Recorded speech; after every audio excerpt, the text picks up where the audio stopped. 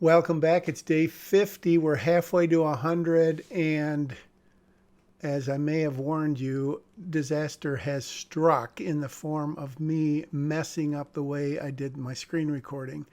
In short, instead of screen recording my first screen, I screen recorded my second screen, which contains the screen recording software recording the first screen. The result is that it's about 1/3 the resolution or less.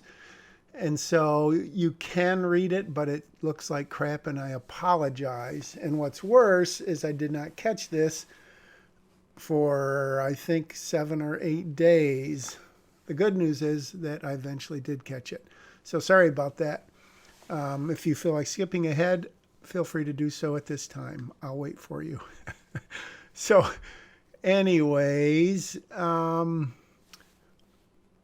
so day 50 sees me right at the back at the beginning.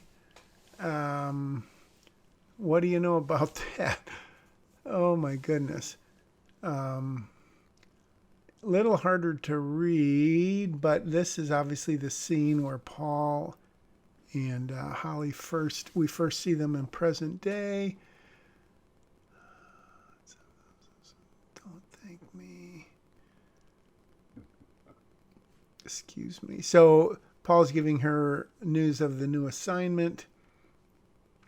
And it's kind of, not to go on a tangent because I never do that, but it's kind of weird reading this. And all right, I'll go ahead and spoil it, knowing that I'm going to change this scene by a fair amount. And again, if you're like, wow, this is the best scene ever written in the history of motion picture screenplays, don't change it. Leave a comment, let me know, and then tell me how much you'd like to buy this for. And I'll go back to the day before in my script and I'll sell it to you. But seriously, yeah, well, I won't really comment on it until I make the change. And maybe I'm just kidding. Maybe I don't make the change. But as is, I'm obviously, this sounds kind of weird.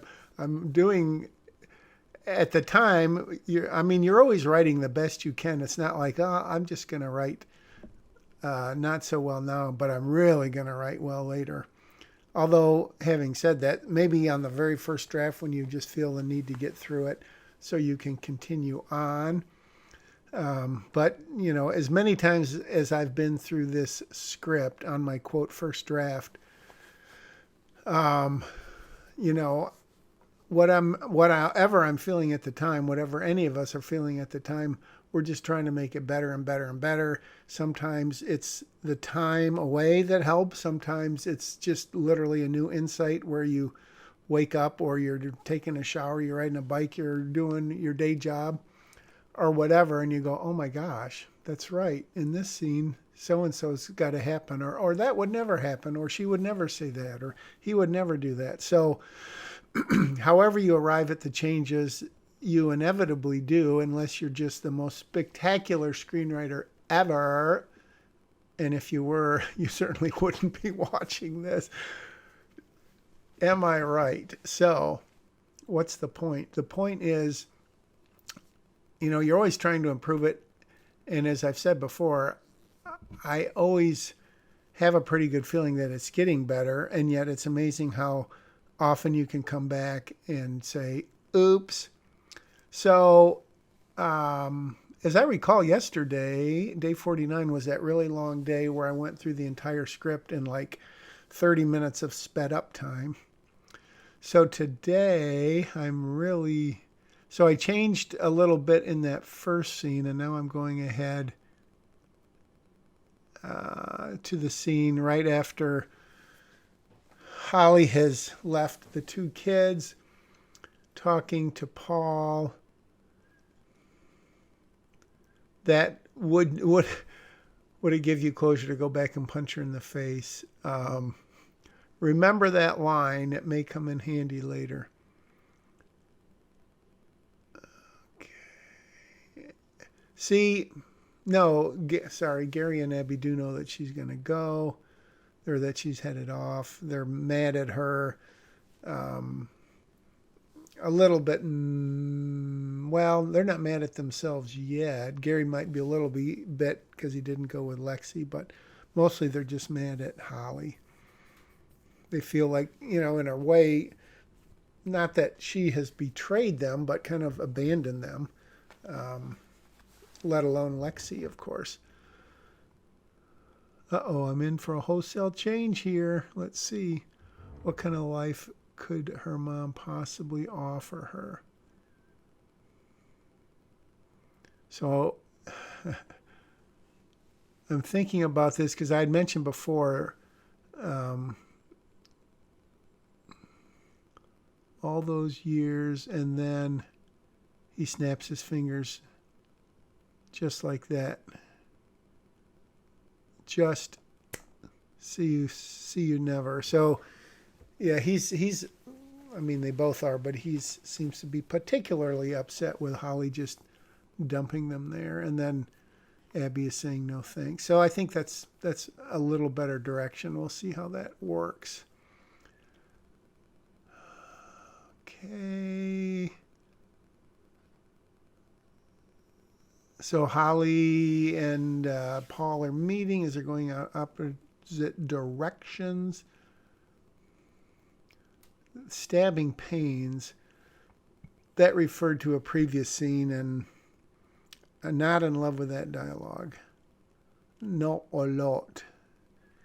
The opposite of Jim Carrey, where he says, I like it a lot, except obviously much more humorously than I just did. Paul's trying to get her mind on it, make sure she's not, feeling guilty, feeling like she let anyone down.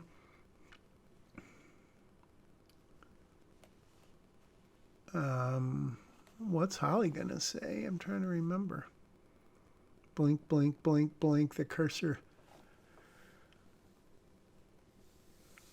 I'm sure she'll make the right choice. So that's, what she decides about going with her mom or staying with her mom or whatever. So I guess this is designed to show kind of that Holly has faith in her, hopefully because she brought her up right. Not upright, but upright, 2 words. Oh, and then I changed the dialogue there. Stabbing pains. I'll let you know what she decided. What? Nothing. Paul's not so sure. So Holly doesn't, I mean, sometimes, as I've said, less is more when it comes to dialogue. Always try to say less. Because when you think about it, I don't know how many years ago I realized this, going off on a tangent. The less you have to write, and if you get paid the same amount, you get paid the same for writing less. Think about that. Think about a script with all the beautiful white space. It tells a beautiful story with a minimum of dialogue, action, and description. Someone buys it. Your fingers thank you because you didn't have to write a lot, which of course is a total joke because this is like my 6th draft or whatever, and I've rewritten, I would say, 99% of the dialogue. If anyone has seen dialogue that hasn't changed, leave a comment and then share and then like and then subscribe to my channel. Spread the word, and let's get this 50th episode over 20 views. 20,000. Did I ever tell you I have one video on YouTube that's got over 100,000 views, and that's how to secure a mattress and carry it on your car. Check it out sometime. That's a whole nother thing. I also have one on a class reunion, how to hold a class reunion, that's got like 14,000 views. So it just goes to show you any videos that provide utility, which I hope in all sincerity that I hope that this series is doing, is going to get some views. It's going to be super interesting to see from day one until now what the views are like on each one. That's really going to be interesting. I'm going to start putting them up pretty soon, I think. So super interesting. The reason I'm talking instead of referring to the script as it's just so hard to read. My eyes are kind of going whomp, trying to read it. You can read it, but it's like it's like not very good. All right, what's going on here? Okay, so yeah, this is sort of a problem in here. So Paula set up the command post, and Holly's in the plane with the pilot, and the pilot has just gotten word from someone, we don't know who, that he's got to turn around. Whoops. What in the world? What? The screen just went crazy. Are you seeing what I'm seeing? Which is like a drone shot of... What in the heck? I'm assuming I'm done writing for the day. So I'll pick up this train of thought tomorrow. Cliffhanger! Not the Sylvester Stallone kind. And as always, thanks for joining me. A few more days, and by a few I mean several more days of crappy resolution. Then we'll be back to the good stuff on a screenwriter's journey. Oops, my bad. It turns out that I don't know what happened, but I'm not done writing on day 50, so I'll take back everything I said right now.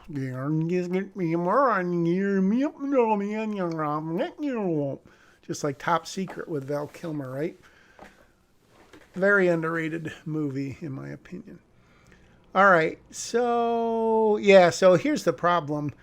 Holly, she isn't really reacting. She's just getting lucky. Well, he says it's your lucky day. And so somewhere along the line, I'm going to realize that, all good protagonists, of course, have to proact instead of react, or be proactive instead of reactive. So, I don't know. I mean, what were you thinking, Jack, when you first wrote this? I don't know. But obviously, maybe you can see that too. Wow, what luck. The plane's going to turn around and now you're going to get to go back, as opposed to her proactively making something happen and telling the pilot to turn it around or whatever. Okay, now I've backed up a couple pages.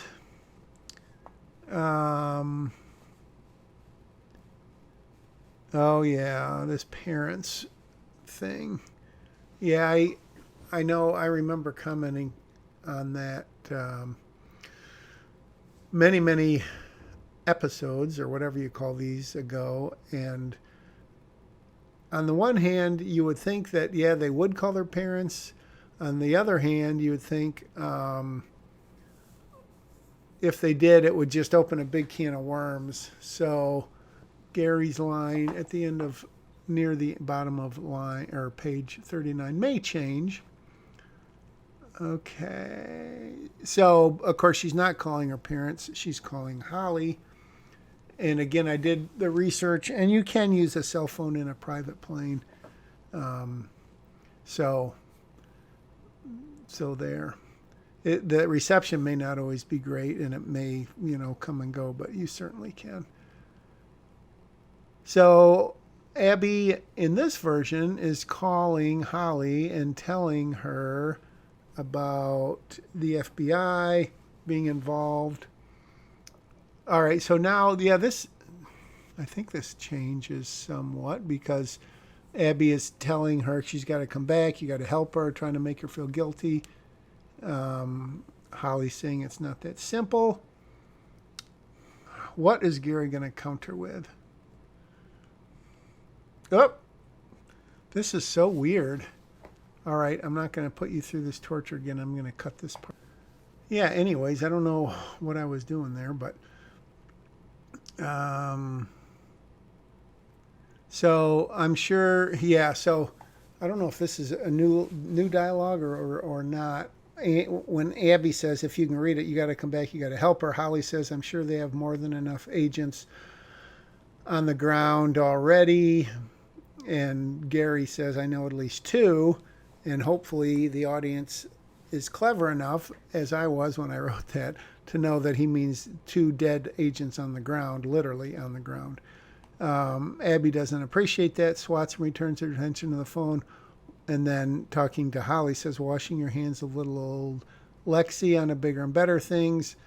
Holly upset. And the only reason I'm reading this dialogue is in case it's even harder to read than it is while I'm reading it here. So Holly says, Abby, don't. And Gary says, mind if I do? So he grabs the phone from Abby. This, I hate to say it.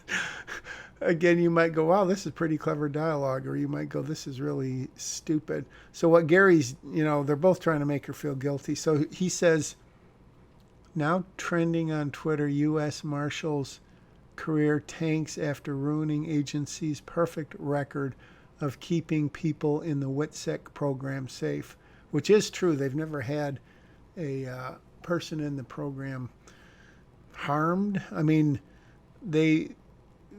people can voluntarily leave the program, and who knows what happens after that. But as far as I know, when they've been in the program, nothing's going to happen to them. Nothing has happened to them, which is pretty amazing.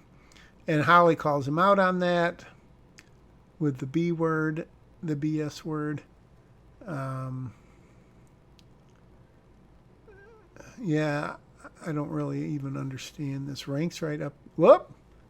Sometimes I hit the end control instead of page down control. That's why I jump around sometimes. The sculpt keyboard, as I may have mentioned, the arrow and position and whatever controls are in a different place than a regular keyboard. And I use one keyboard at work and a different keyboard at home, so my muscle memory gets confused.